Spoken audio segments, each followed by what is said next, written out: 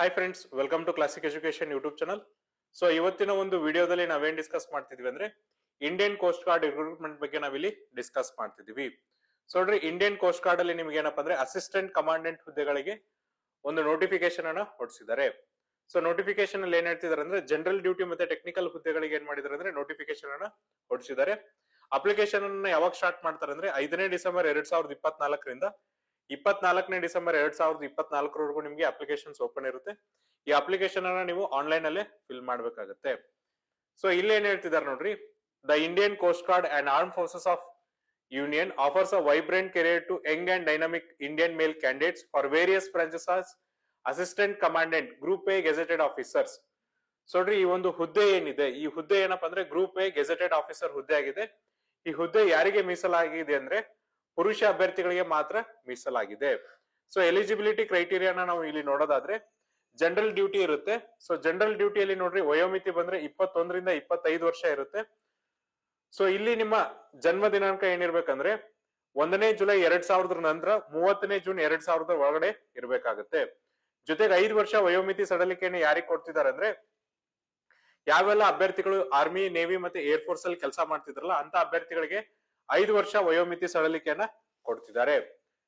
So ಈ ಹುದ್ದೆಗಳೇನಾಗಿದೆ ಅಂದ್ರೆ ಪುರುಷ ಅಭ್ಯರ್ಥಿಗಳಿಗೆ ಮೀಸಲಾಗಿದೆ.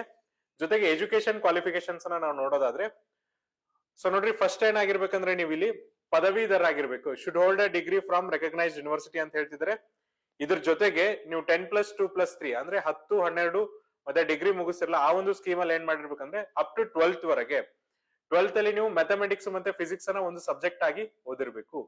ಅಂದ್ರೆ PUC ಅಲ್ಲಿ ನೀವ್ ಏನ್ ಮಾಡಿರ್ಬೇಕಪ್ಪ ಅಂದ್ರೆ ಮ್ಯಾಥಮೆಟಿಕ್ಸ್ ಅಥವಾ ಫಿಸಿಕ್ಸ್ ಅನ್ನ ಒಂದು ಸಬ್ಜೆಕ್ಟ್ ಆಗಿ ಓದಿರ್ಬೇಕು. ಅಂತ ಒಂದು ಅಭ್ಯರ್ಥಿಗಳು ಮಾತ್ರ ಇಲ್ಲಿ ಎಲಿಜಿಬಲ್ ಆಗ್ತಾರೆ. ಜೊತೆಗೆ ನೋಡ್ರಿ, ಯಾವೆಲ್ಲ ಅಭ್ಯರ್ಥಿಗಳು ಡಿಪ್ಲೊಮಾನ ಮಾಡಿದ್ರಲ್ಲ ಅವರು ಕೂಡ ಇಲ್ಲಿ ಎಲಿಜಿಬಲ್ ಆಗ್ತಾರೆ.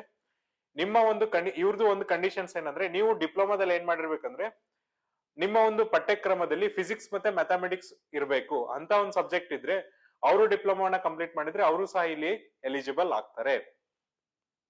ಇದಾದ್ಮೇಲೆ ನೆಕ್ಸ್ಟ್ ನೋಡ್ರಿ, ಟೆಕ್ನಿಕಲ್ ಹುದ್ದೆಗಳನ್ನ ನೋಡೋದಾದ್ರೆ ಮೆಕ್ಯಾನಿಕಲ್, ಎಲೆಕ್ಟ್ರಿಕಲ್ ಅಥವಾ ಎಲೆಕ್ಟ್ರಾನಿಕ್ಸ್ ಇದೆ. ಇಲ್ಲಿ ಕೂಡ ವಯೋಮಿತಿ ನೋಡ್ರಿ 21ರಿಂದ 25 ವರ್ಷ ಇದೆ. ಇಲ್ಲಿ ಕೂಡ ನಿಮ್ಮ ಜನ್ಮ ದಿನಾಂಕ 1ನೇ ಜುಲೈ 2000ರಿಂದ 30ನೇ ಜೂನ್ 2004 ಒಳಗಡೆ ಇರ್ಬೇಕಾಗತ್ತೆ. ಯಾವೆಲ್ಲ ಅಭ್ಯರ್ಥಿಗಳು ಕೋಸ್ಟ್ ಗಾರ್ಡ್ ಅಲ್ಲಿ ಕೆಲಸ ಮಾಡ್ತಿದ್ರಲ್ಲ ಅವರಿಗೆ 5 ವರ್ಷ ವಯೋಮಿತಿ ಸಡಲಿಕೆಯನ್ನು ಕೊಟ್ಟಿದ್ದಾರೆ. ಈ ಹುದ್ದೆನೂ ಕೂಡ ಪುರುಷ ಅಭ್ಯರ್ಥಿಗಳಿಗೆ ಮೀಸಲಾಗಿದೆ. ಹಾಗಾದ್ರೆ ಇಲ್ಲಿ ಯಾರು ಎಲಿಜಿಬಲ್ ಆಗ್ತಾರೆ ಅಂದ್ರೆ ಯಾವೆಲ್ಲ ಇಂಜಿನಿಯರಿಂಗ್ ಪದವೀಧರರು ನೋಡ್ರಿ, ನೇವಲ್ ಆರ್ಕಿಟೆಕ್ಚರ್ ಇಂದ, ಮೆಕ್ಯಾನಿಕಲ್ ಇಂದ, ಮರೈನ್ ಇಂದ, ಆಟೋಮೇಟಿವ್ ಇಂದ, ಮೆಕ್ಯಾಟ್ರಾನಿಕ್ಸ್ ಇಂದ, ಇಂಡಸ್ಟ್ರಿಯಲ್ ಅಂಡ್ ಪ್ರೊಡಕ್ಷನ್ ಇಂದ, ಮೆಟಲರ್ಜಿ ಇಂದ, ಡಿಸೈನ್ ಅಥವಾ ಏರೋನಾಟಿಕಲ್ ಅಥವಾ ಏರೋಸ್ಪೇಸ್ ಇಂದ ಇಂಜಿನಿಯರಿಂಗ್ ಪದವಿಯನ್ನ ಪಡೆದಿರ್ತಾರಲ್ಲ ಅವರು ಇಲ್ಲಿ ಎಲಿಜಿಬಲ್ ಆಗ್ತಾರೆ. ಜೊತೆಗೆ ನೋಡ್ರಿ, ಯಾವೆಲ್ಲ ಇಂಜಿನಿಯರಿಂಗ್ ಅಭ್ಯರ್ಥಿಗಳು ಏನಪ್ಪಾ ಅಂದ್ರೆ ಇಂಜಿನಿಯರಿಂಗ್ ಪದವಿಯನ್ನ ಎಲೆಕ್ಟ್ರಿಕಲ್ ಅಥವಾ ಎಲೆಕ್ಟ್ರಾನಿಕ್ಸ್ ಇಂದ, ಟೆಲಿಕಮ್ಯುನಿಕೇಶನ್ ಇಂದ, ಇನ್ಸ್ಟ್ರುಮೆಂಟೇಶನ್ ಅಂಡ್ ಕಂಟ್ರೋಲ್ ಇಂದ, ಎಲೆಕ್ಟ್ರಾನಿಕ್ಸ್ ಅಂಡ್ ಕಮ್ಯುನಿಕೇಶನ್ ಇಂದ ಅಥವಾ ಪವರ್ ಇಂಜಿನಿಯರಿಂಗ್ ಇಂದ, ಪವರ್ ಎಲೆಕ್ಟ್ರಾನಿಕ್ಸ್ ಇಂದ ಇಂಜಿನಿಯರಿಂಗ್ ಪದವಿಯನ್ನ ಪಡೆದಿರ್ತಾರಲ್ಲ ಅವರು ಇಲ್ಲಿ ಎಲಿಜಿಬಲ್ ಆಗ್ತಾರೆ. ಜೊತೆಗೆ ನೋಡ್ರಿ, ಯಾರೆಲ್ಲ ಪದವೀಧರಾಗಿದ್ದು PUC ವರೆಗೆ ನೀವೇನಪ್ಪ ಅಂದ್ರೆ ಮ್ಯಾಥಮೆಟಿಕ್ಸ್ ಮತ್ತೆ ಫಿಸಿಕ್ಸ್ ಅನ್ನ ಒಂದು ಪಠ್ಯಕ್ರಮವನ್ನಾಗಿ ಓದಿದ್ರೆ, ಅಂದ್ರೆ ನಿಮ್ಮ PUC ಅಲ್ಲಿ ಮ್ಯಾಥಮೆಟಿಕ್ಸ್ ಮತ್ತೆ ಫಿಸಿಕ್ಸ್ ಅನ್ನ ಒಂದು ಸಬ್ಜೆಕ್ಟ್ ಆಗಿ ಓದಿದ್ರೆ ಅವರು ಕೂಡ ಇಲ್ಲಿ ನೀವು ಎಲಿಜಿಬಲ್ ಆಗ್ತಾರೆ. ಜೊತೆಗೆ ಡಿಪ್ಲೊಮಾ ಕ್ಯಾಂಡಿಡೇಟ್ಸ್ ಕೂಡ ಎಲಿಜಿಬಲ್ ಆಗ್ತಾರೆ. ಆದ್ರೆ ನೀವು ಡಿಪ್ಲೊಮಾ ಓದ್ಬೇಕಾದ್ರೆ ಮ್ಯಾಥಮೆಟಿಕ್ಸ್ ಮತ್ತೆ ಫಿಸಿಕ್ಸ್ ಅನ್ನ ಒಂದು ಸಬ್ಜೆಕ್ಟ್ ಆಗಿ ಓದಿರ್ಬೇಕಾಗಿರುತ್ತೆ. ವಯೋಮಿತಿ ಸಡಲಿಕೆಯನ್ನ ನೋಡೋದಾದ್ರೆ ನೋಡ್ರಿ, 5 ವರ್ಷ ಏನ್ ಮಾಡಿದ್ರು ಅಂದ್ರೆ SC/ST ಅಭ್ಯರ್ಥಿಗಳಿಗೆ ವಯೋಮಿತಿ ಸಡಲಿಕೆಯನ್ನ ಕೊಟ್ಟಿದ್ದಾರೆ.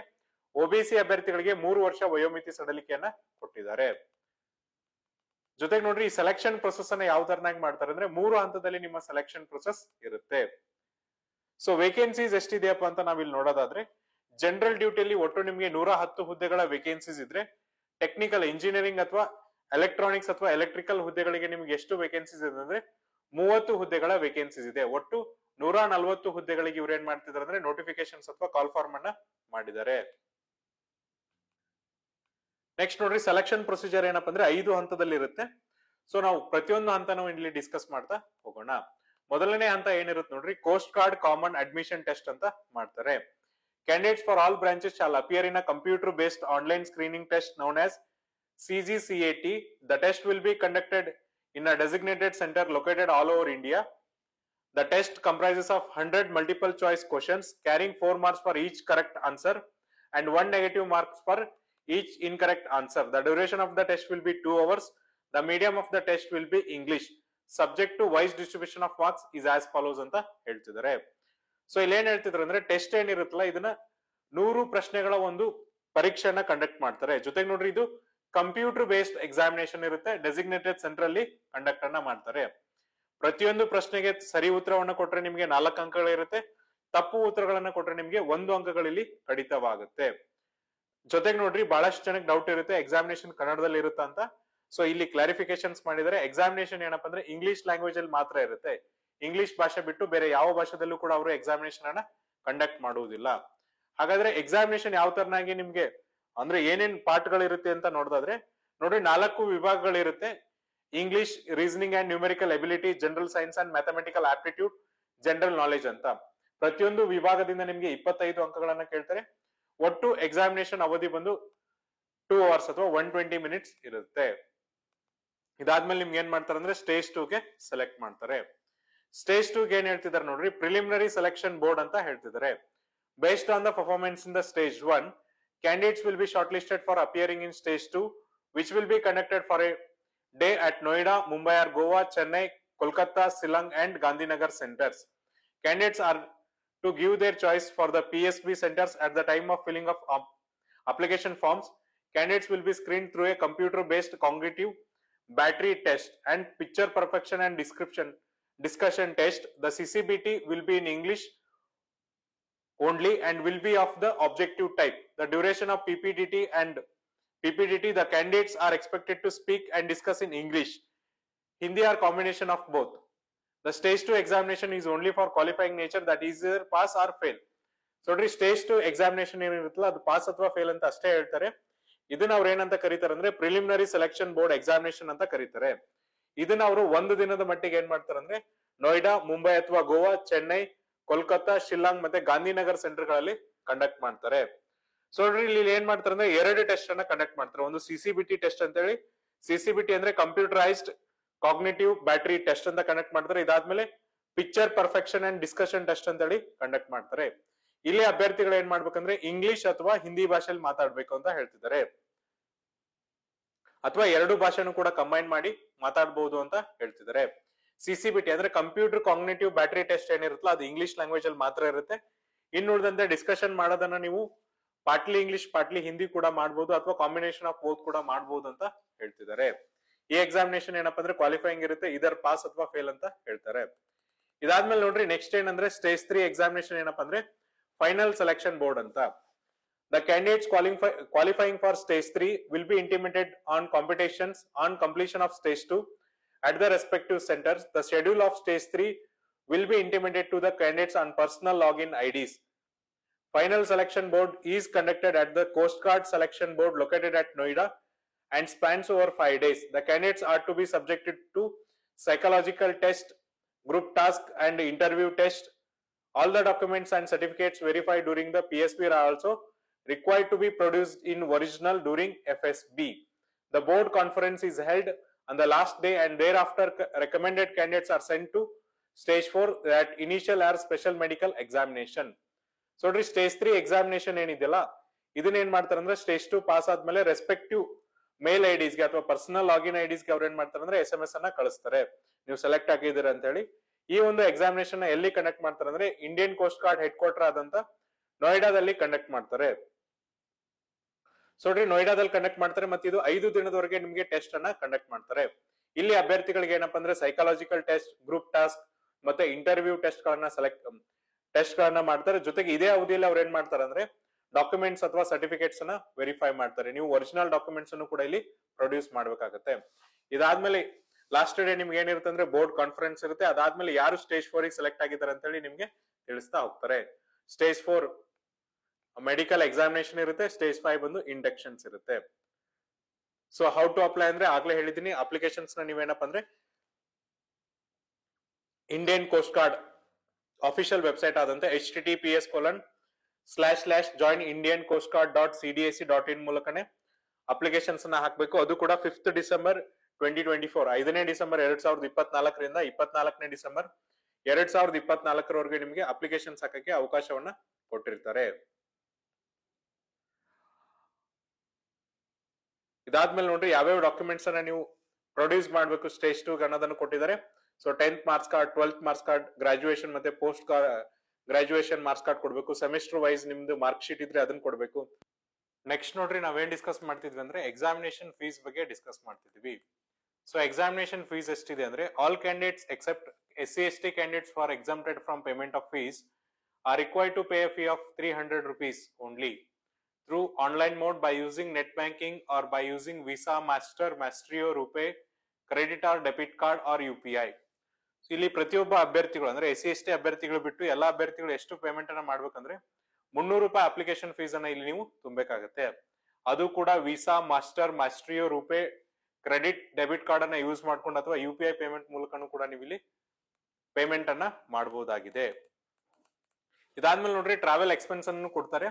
ಸ್ಟೇಜ್ 1 ಅಲ್ಲಿ ಏನ್ ಮಾಡ್ತಾರೆ ಅಂದ್ರೆ ಯಾರೆಲ್ಲ SC/ST ಅಭ್ಯರ್ಥಿಗಳಿದಾರಲ್ಲ ಅವ್ರಿಗೆ ಮಾತ್ರ ಟ್ರಾವೆಲ್ ಎಕ್ಸ್ಪೆನ್ಸ್ ಅನ್ನ ಕೊಡ್ತಾರೆ. ಅದು ಕೂಡ ಏನಾಗಿರ್ಬೇಕಂದ್ರೆ ಅವರು ಸೆಂಟ್ರಲ್ ಗವರ್ಮೆಂಟ್ ಅಥವಾ ಸ್ಟೇಟ್ ಗವರ್ಮೆಂಟ್ ಅಲ್ಲಿ ಎಂಪ್ಲಾಯ್ಮೆಂಟ್ ಅನ್ನ ಪಡೆದಿರಬಾರ್ದು. ಅಂತವ್ರಿಗೆ ಏನ್ ಮಾಡ್ತಾರೆ ಅಂದ್ರೆ ಸೆಕೆಂಡ್ ಕ್ಲಾಸ್ ಫೇರ್ ಅನ್ನ ಕೊಡ್ತಾರೆ. ಟ್ರೈನ್ ಸೆಕೆಂಡ್ ಕ್ಲಾಸ್ ಮತ್ತೆ ಗವರ್ಮೆಂಟ್ ಬಸ್ ಫೇರ್ ಅನ್ನ ಕೊಡ್ತಾರೆ. ನೀವೇನ್ ಪ್ರೊಡ್ಯೂಸ್ ಮಾಡ್ಬೇಕಂದ್ರೆ ನಿಮ್ಮ ಮನೆಯಿಂದ ಈ ಎಕ್ಸಾಮಿನೇಷನ್ ಸೆಂಟರ್ ಗೆ ಇದೇ ಶಾರ್ಟೆಸ್ಟ್ ರೂಟ್ ಅಂತ ಹೇಳಿ ನೀವು ಟಿಕೆಟ್ ಅನ್ನ ಪ್ರೊಡ್ಯೂಸ್ ಮಾಡಿದ್ರೆ ನಿಮ್ಗೆ ಅಷ್ಟು ಅಮೌಂಟ್ ಅನ್ನ ಅವರು ಪೇ ಮಾಡ್ತಾರೆ. ಸೊ ಎಲ್ಲಿವರೆಗೂ ಟ್ರಾವೆಲ್ ಎಕ್ಸ್ಪೆನ್ಸ್ ಅನ್ನ ಕೊಡ್ತಾರೆ ಅಂದ್ರೆ ಎಕ್ಸಾಮಿನೇಷನ್ ಸೆಂಟರ್ ನೋಡ್ರಿ ನಿಮ್ಮ ಮನೆಯಿಂದ 30 ಕಿಲೋಮೀಟರ್ ಗಿಂತ ಜಾಸ್ತಿ ಇದ್ರೆ ಮಾತ್ರ ನಿಮ್ಗೆ ಈ ಟ್ರಾವೆಲ್ ಎಕ್ಸ್ಪೆನ್ಸಸ್ ಬರುತ್ತೆ. ಇದಾದ್ಮೇಲೆ ಸ್ಟೇಜ್ 2 ಅಲ್ಲಿ ನೋಡ್ರಿ ಯಾರು ಫಸ್ಟ್ ಟೈಮ್ ಅಟೆಂಪ್ಟ್ ಮಾಡ್ತಾರೆ ಅಂದ್ರೆ ಜನರಲ್ ಕ್ಯಾಟಗರಿ ಅಭ್ಯರ್ಥಿ SC/ST ಅಭ್ಯರ್ಥಿಗಳು ಬಿಟ್ಟು ಯಾರು ಫಸ್ಟ್ ಟೈಮ್ ಅಟೆಂಪ್ಟ್ ಅನ್ನ ಮಾಡ್ತಾರಲ್ಲ ಅವ್ರಿಗೆ ಏನ್ ಮಾಡ್ತಾರೆ ಅಂದ್ರೆ ಟ್ರಾವೆಲ್ ಎಕ್ಸ್ಪೆನ್ಸ್ ಅನ್ನ ಕೊಡ್ತಾರೆ. ಅದು ಕೂಡ AC 3 ಟೈರ್ ಮತ್ತೆ ಚೇರ್ ಕಾರ್ ಮತ್ತೆ ಆಕ್ಚುಯಲ್ ಬಸ್ ಫೇರ್ ಅನ್ನ ಅವರು ಕೊಡ್ತಾರೆ.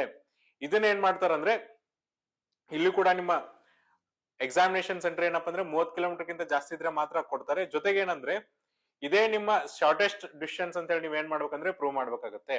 ನಿಮ್ಮ ಮನೆಯಿಂದ ಎಕ್ಸಾಮಿನೇಷನ್ ಸೆಂಟರ್ ಗೆ ಇದೇ ಒಂದು ಶಾರ್ಟೆಸ್ಟ್ ರೂಟ್ ಅಂತ ಹೇಳಿ ನೀವು ಪ್ರೂಫ್ ಅನ್ನ ಮಾಡಿ ಕೊಟ್ಟಾಗ ನಿಮ್ಗೆ ಏನ್ ಮಾಡ್ತಾರೆ ಅಂದ್ರೆ ಟ್ರಾವೆಲ್ ಎಕ್ಸ್ಪೆನ್ಸಸ್ ಅನ್ನ ಕೊಡ್ತಾರೆ.